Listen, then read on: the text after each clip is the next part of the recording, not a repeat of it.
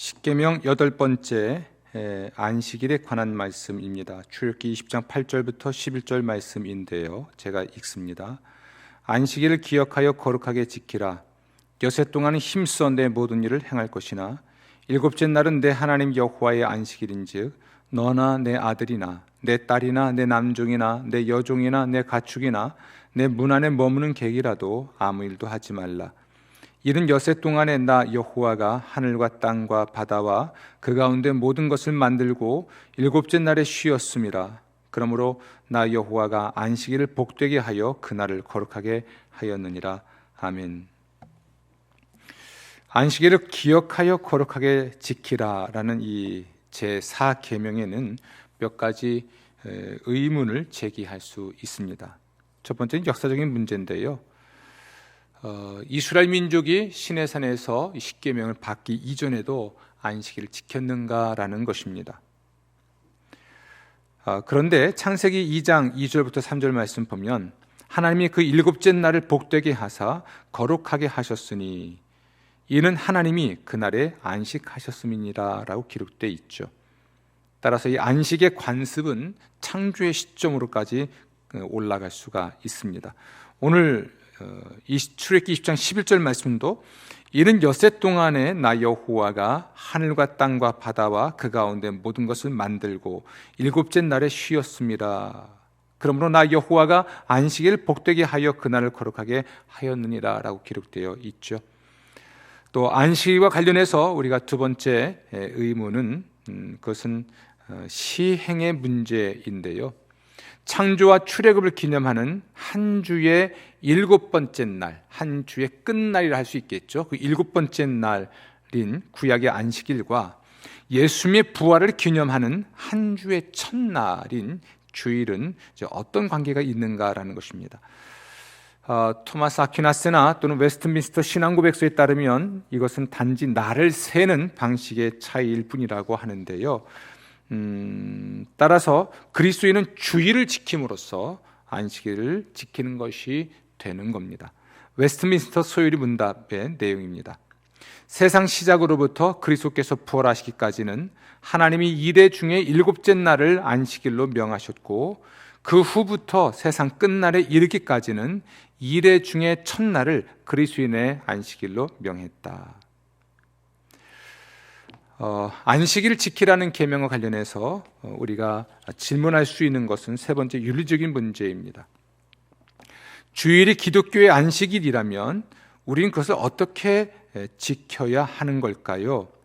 예수님처럼 행동하면 됩니다. 예수님은 안식일이 빈둥대면서 노는 날이 아니라 하나님을 섬기고 선한 일을 하는 날이었습니다. 하나님을 섬기고 선한 일을 하는 날, 이 날이 바로 안식일이었고 예수님이 그렇게 지키셨죠.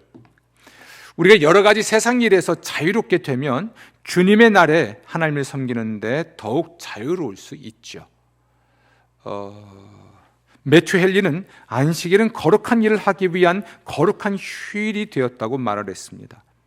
물론 우리 육체의 휴식이나 가족 간의 즐거움이 배제되는 것은 아닙니다. 그러나 예배와 그리스도인의 사귐이 가장 우선적이라 할 수 있겠습니다.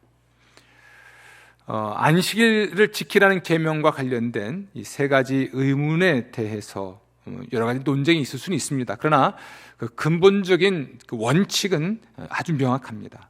그것은 바로 시간으로도 하나님을 섬기라는 것이죠.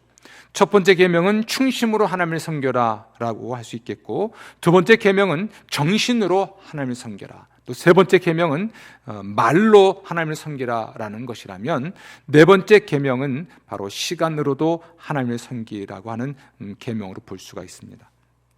하나님 우리에게 안식일을 지킬 것을 요구하심으로써 우리 모든 시간이 하나님의 선물임을 상기시켜 주십니다.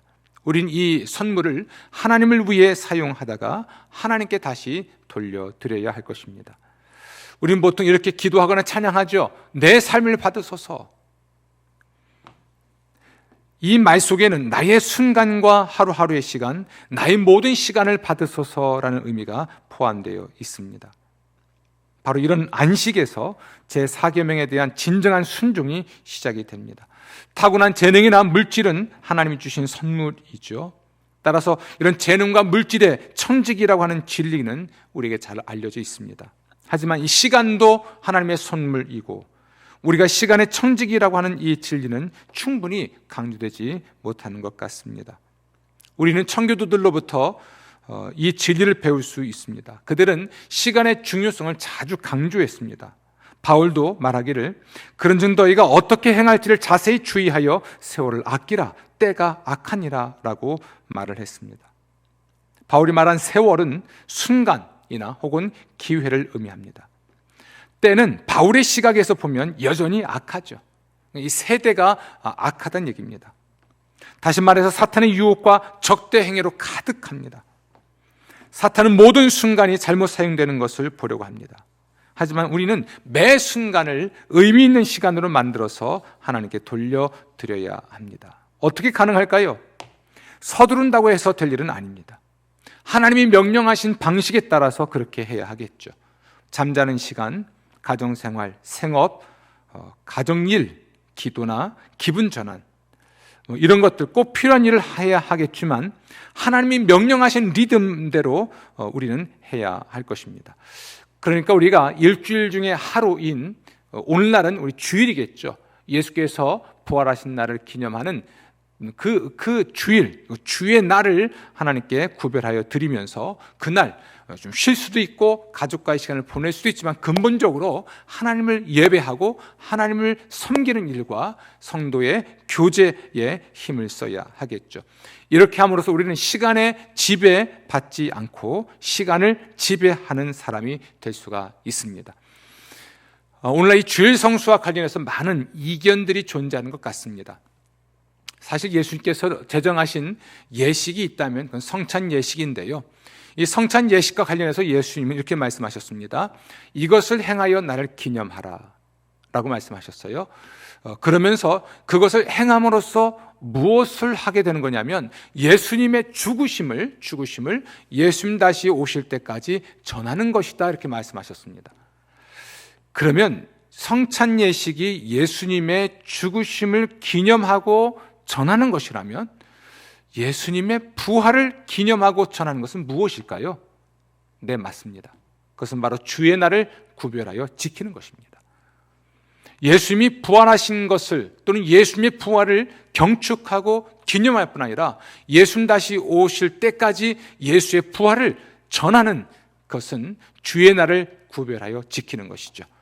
우리가 주의 날을 구별하여 지킨다고 할 때 우리 예배당에 모여 예배를 드리면서 성찬 예식을 시행하죠. 성찬 예식에 참여하죠.